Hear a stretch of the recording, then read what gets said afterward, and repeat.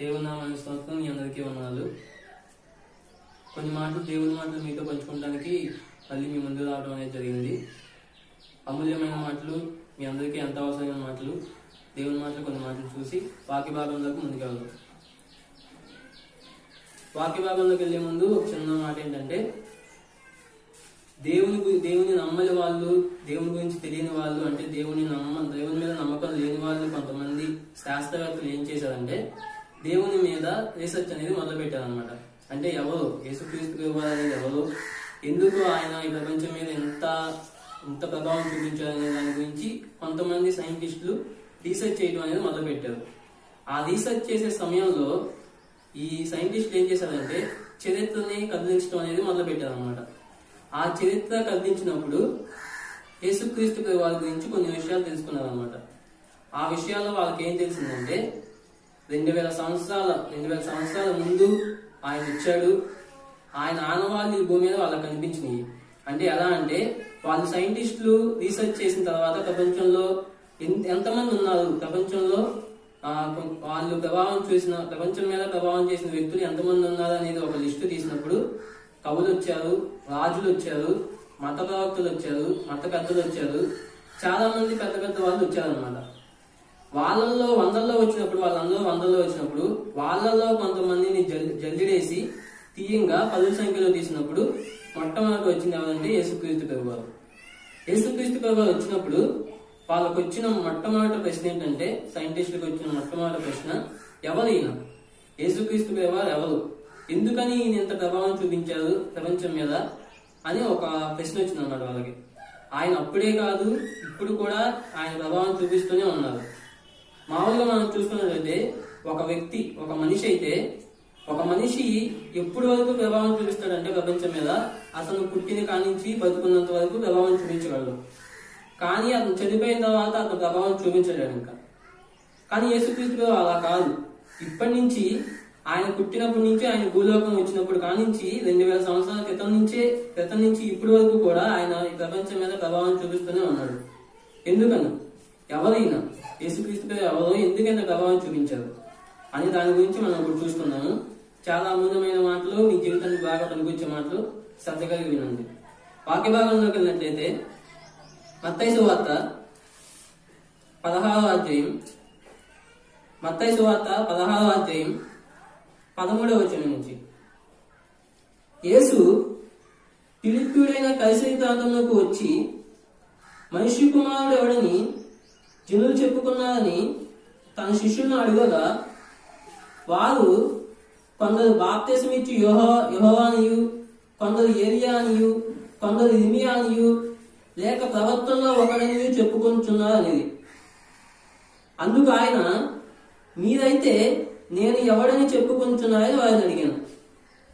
ఆ యేసుక్రీస్తు వారి సర్కిల్లో ఎవరైతే శిష్యులు ఉన్నారో వాళ్ళందరినీ కూడా యేసుక్రీస్తు వారు ఏమని అడిగారంటే, నా గురించి జనులు ఏమని అనుకుంటున్నారు, అంటే ప్రజలు ఏమని అనుకుంటున్నారని చెప్పి ఆయన శిష్యుల్ని యేసుక్రీస్తు వారు అడిగారు అనమాట. అడిగినప్పుడు వాళ్ళలో చాలా మంది ఆ శిష్యులు మొత్తం ఏమని చెప్పారంటే ఒక్కొక్కరు ఒక్కొక్క మాట చెప్పారు.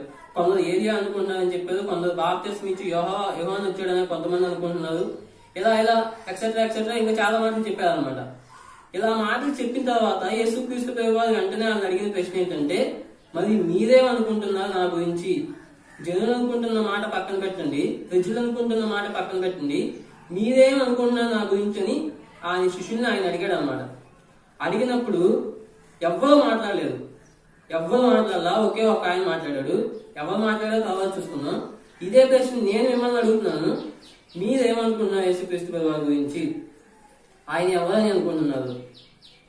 దేవుళ్ళలో ఒక దేవుడు అనుకుంటున్నారా, లేకపోతే అవసరాలు తీర్చే దేవుడు అనుకుంటున్నారా, లేకపోతే మన ఫ్యామిలీ, మన కుటుంబాలు ఆయన ఆరాధించాయి కాబట్టి, మన ముందున్న వాళ్ళు ఆయన ఆరాధించారు కాబట్టి, ప్రపంచం మీద ఎక్కువ ప్రభావం చూపించాడు కాబట్టి ఆయన ఆరాధించాలి అనుకుంటున్నారా? మీరేమనుకుంటున్నారు? మనమేమనుకుంటున్నాం యేసుక్రీస్తు గురించి? ఒకసారి ఆలోచిద్దాం. ఆ రోజుల్లో ఏమనుకున్నారో చూద్దాం. ఆ రోజుల్లో ఏమనుకున్నారంటే, ఎవరో మాట్లాడినప్పుడు శిష్యుల్లో ఎవరో మాట్లాడలేదు. మీరేమనుకుంటున్నారు నా గురించి అని అడిగినప్పుడు శిష్యుల్లో ఎవరో మాట్లాడాల, ఒకే ఒక్కరు మాట్లాడారు. ఎవరంటే పేతురు గారు. కింద చూడండి 16వ వచనం నుంచి, అందుకు సీమోను పేతురు నీవు సజీవుడకు దేవుని కుమారుడు అయిన క్రీస్తు అని చెప్పాను.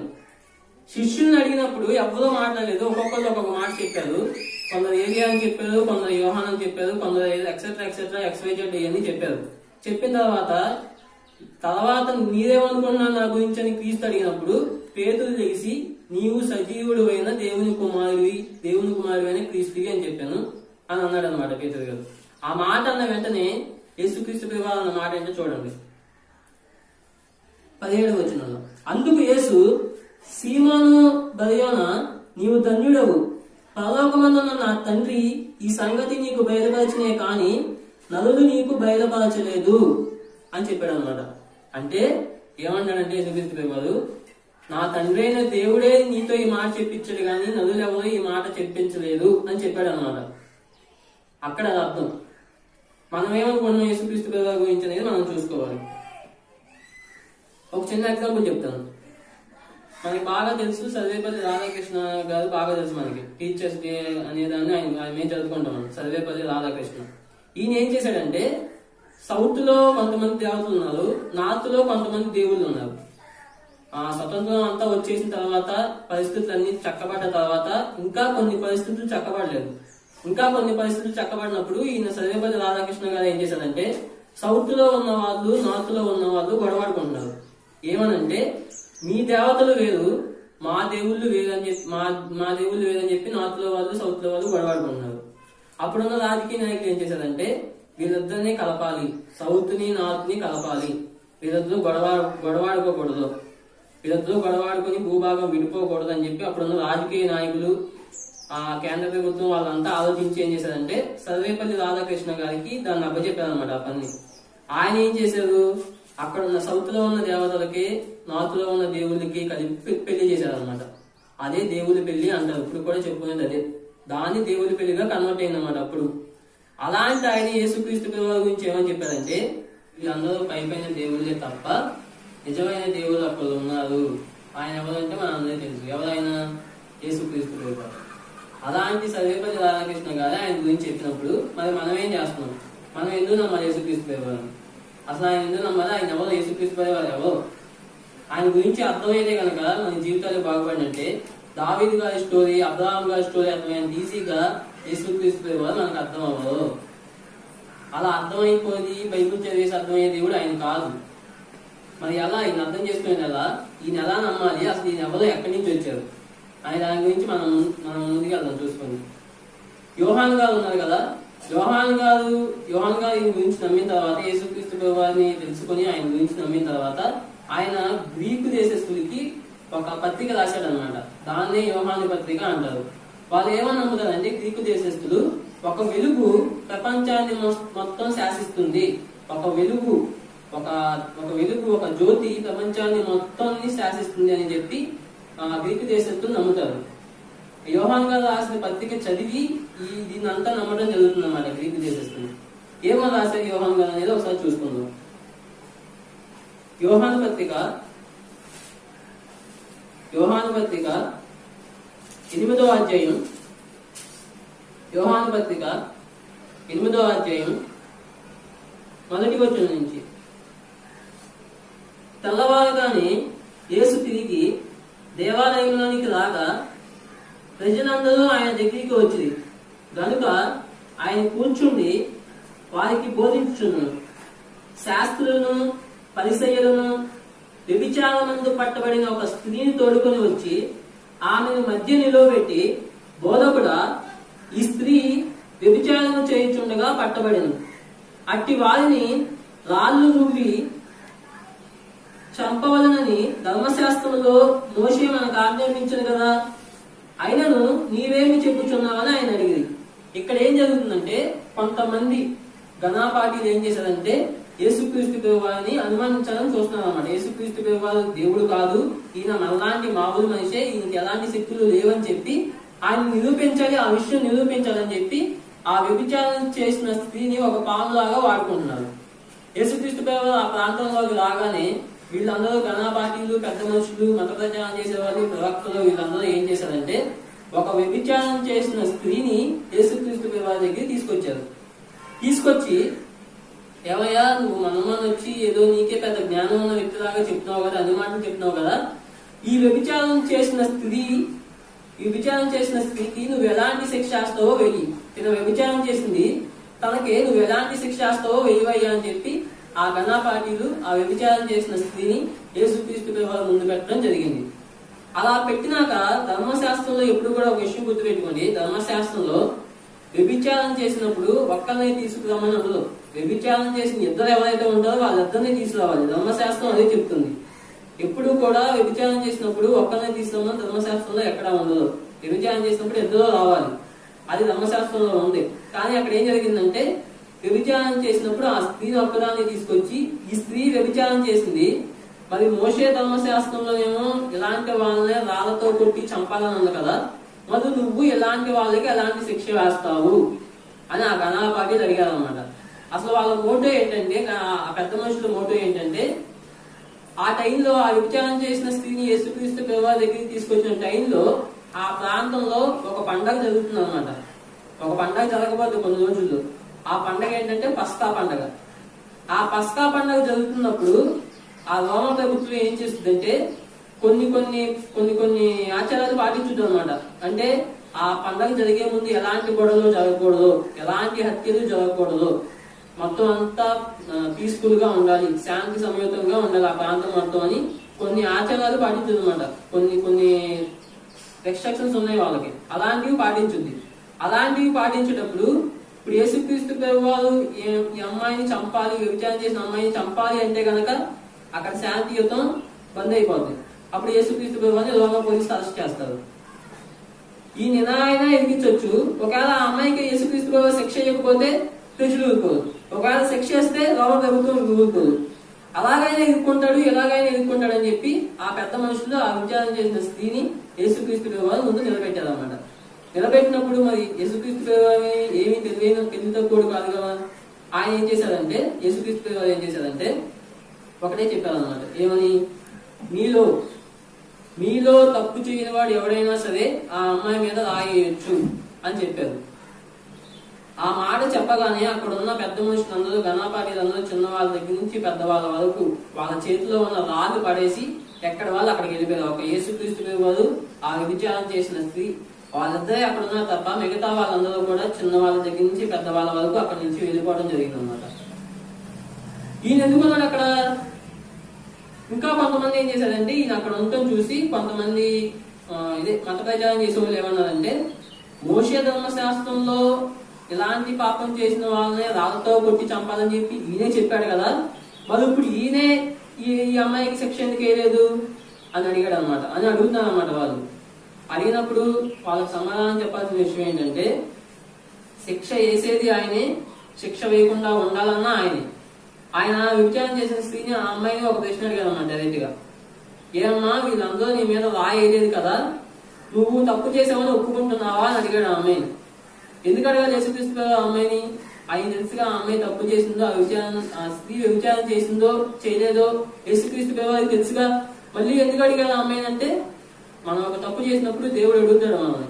ఎందుకు అడుగుతాడంటే మనం ఒప్పుకుంటామా లేదా తప్పు అని చెప్పి దేవుడు అడుగుతాడు.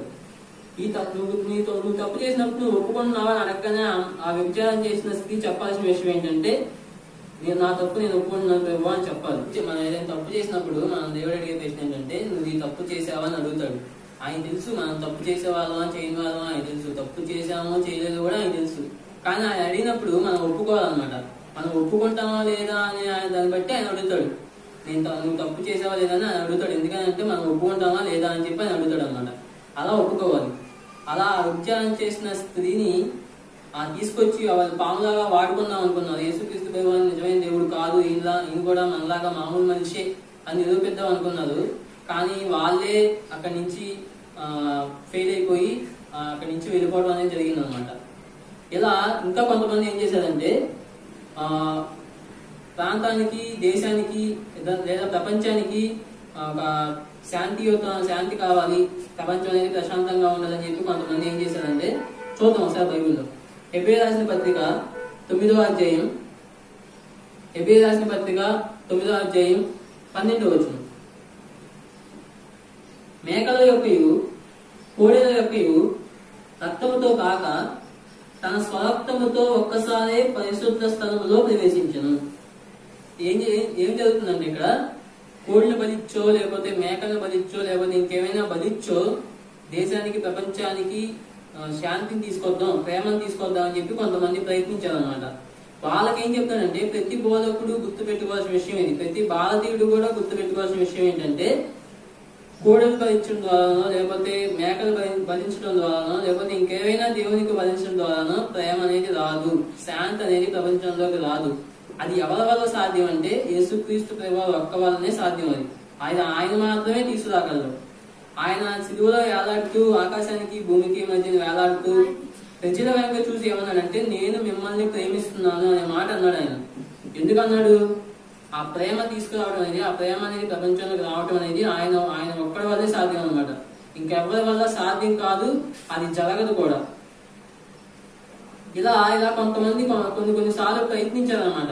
యేసుక్రీస్తు ప్రభువు వల్ల కాంతి వాళ్ళ వల్ల చేద్దామని చెప్పి ప్రయత్నించారు. ఇలా కొన్ని పనులు జరగలేదు. అందుకే నేను చెప్తున్నా, ఎందుకని ఈయన గొప్పవాడంటే ఇందుకనే గొప్పవాడు. ఈయన ప్రేమ తీసుకొద్దామని ప్రయత్నించారు చాలా మంది ఘనపాఠీలు. అది వాళ్ళ వల్ల కాలేదు.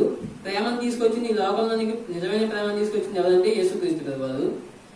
ఇంకా శిక్ష విధించాలా వద్దనేది నిర్ణయించారు ఎవరంటే అది కూడా యేసుక్రీస్తు ప్రభువే. ఆయన మనుష్య రూపంలో ఉన్నాడని నిరూపిద్దాం అనుకుని కొంతమంది ప్రయత్నించారు. వాళ్ళు ఫెయిల్ అయ్యి కూడా వెళ్ళిపోయారు. ఈయన అందరిలాంటి దేవుడు కాదు, నిజమైన దేవుడు ఈయన, సత్యమైన దేవుడు ఈయన. ఇంకా మన వాక్య భాగాన్ని చూసుకున్నట్టయితే ఆయన మొట్టమొదటి మనం అడిగిన ప్రశ్న ఏంటంటే, మనం అడిగిన ప్రశ్న ఒకటి ఉంది. ఏంటది? మీరు నా గురించి ఏమనుకుంటున్నారు? మీరు నా గురించి ఏమనుకుంటున్నారు అంటే మనం ఇండైరెక్ట్ గా అడుగుతున్న ప్రశ్న ఏంటంటే, క్రైస్తవులారా మీరు నా గురించి ఏమనుకుంటున్నారు? ఏమనుకుంటున్నాం మనం ఆయన గురించి? దేవుడు అడిగే మన ప్రశ్న ఏంటంటే, క్రైస్తవులారా విశ్వాసులారా మీరు నా గురించి ఏమనుకుంటున్నారు అని దేవుడు అడిగినప్పుడు మనం ఏమని చెప్పాలి దేవుడికి? అసలు నేనే మిమ్మల్ని అడుగుతాను, మీరేమనుకుంటున్నారు దేవుడి గురించి? దేవుడి గురించి ఏమనుకుంటున్నారు? కొంతమంది ఏమో యెహోవా బాప్తిస్మం ఇచ్చి యెహోవా వచ్చాడు అనుకున్నారు, కొంతమంది ఎలియా వచ్చాడు అనుకున్నారు. మరి మనమేమనుకున్నాం దేవుడి గురించి? దేవుడిలో ఒకలాంటి దేవుడా, లేకపోతే మన అవసరాలు తీర్చే దేవుడా, లేకపోతే మన కుటుంబం నమ్ముకుంది మనకు అనుకూలంగా ఉన్నాడు కాబట్టి నమ్ముకుంటున్నామా? మనం ఎందుకు నమ్ముకున్నాం యేసుక్రీస్తు ప్రభువు అని? ఏమనుకుంటున్నాం ఆయన గురించి? నా గురించి మీరేమనుకుంటున్నా ఆయన అడిగినప్పుడు మనం ఏం చెప్పాలి? ఆయన ఎలా సమాధానం చెప్పాలి ఆయనకి?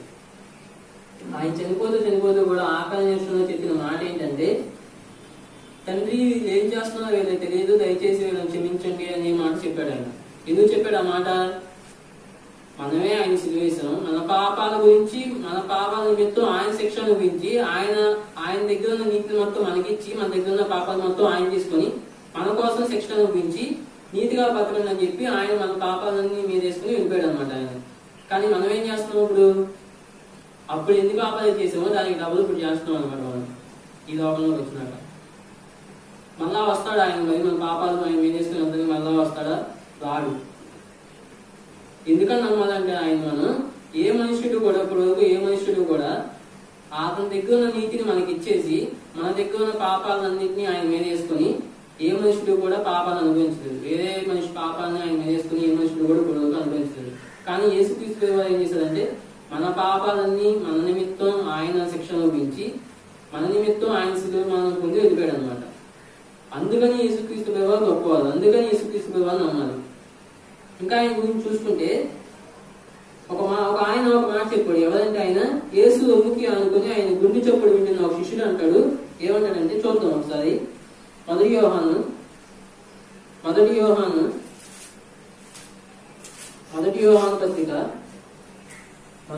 పత్రిక 3వ అధ్యాయం 16వ వచనంలో ఏమంటాడంటే, ఆయన మన నిమిత్తము తన ప్రాణం పెట్టిన కనుక దీని వలన ప్రేమ ఏంటిదని మనం తెలుసుకుంటున్నాము అన్నారు.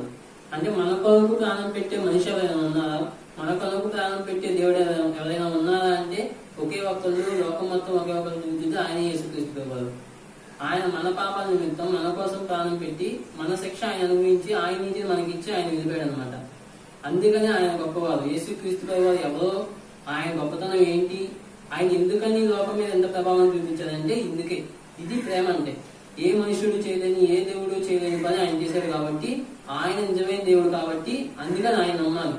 నిజంగా మనం యేసుక్రీస్తు ప్రభువుని తెలుసుకుంటే కనుక మన చూపు వేరుగా ఉంటుంది, మన ప్రవర్తన వేరుగా ఉంటుంది, మనం ఎదుటి వాళ్ళతో మాట్లాడే తీరు కూడా వేరేగా ఉంటుంది. ఆయనను తెలుసుకొని ఆయన వాక్య ప్రకారం నడుచుకుని ఆయన మాట ప్రకారం మనం నడుచుకుంటే కనుక మన జీవితాలు బాగుపడతాయి, మన బ్రతుకు బాగుపడుద్ది. మన బ్రతుకు లోకానికి వేరుగా ఉంటుంది అనమాట. క్రైస్తవులు వేరుగా ఉండాలి కాబట్టి లోకానికి వేరుగా ఉంటుంది. ఎప్పుడు వేరుగా ఉంటుందంటే ఆయన మనం తెలుసుకుని ఆయన ప్రేమ గ్రహించి ఆయన వాక్యాన్ని గ్రహించి ఆయన వాక్య ప్రకారం ఎప్పుడైతే నడుచుకుంటామో, యేసుక్రీస్తు ప్రభు నిజమైన దేవుడని మనం ఎప్పుడైతే నమ్ముతామో అప్పుడు మన బ్రతుకులు బాగుపడతాయి. మనం వేరుగా కనిపిస్తాం అనమాట. క్రైస్తవులు అనే వాళ్ళు వేరుగా లోకానికి కనిపించాలి కాబట్టి వేరుగా కనిపిస్తాం అనమాట. అందుకే ఆయన ఎక్కడా ఎప్పుడు కూడా నటించలేదు అనమాట. నటించడం అంటే ఎలా అంటే, మనుషులు అనుకోండి, మనుషులు ఉన్నప్పుడు ఒకలాగా మనుషులు లేనప్పుడు ఒకలాగా నటిస్తారు. కానీ ఆయన అలా కాదు. మనుషులు ఉన్నా ఒకలాగానే ఉండేవాడు, మనుషులు లేకపోయినా ఒకలాగానే ఉండేవాడు. మనిషి కుమారులాగా భూమి మీదకి వచ్చాడు, దేవునిలాగా జీవించాడు, దేవుడే జీవించాడు మన మధ్య.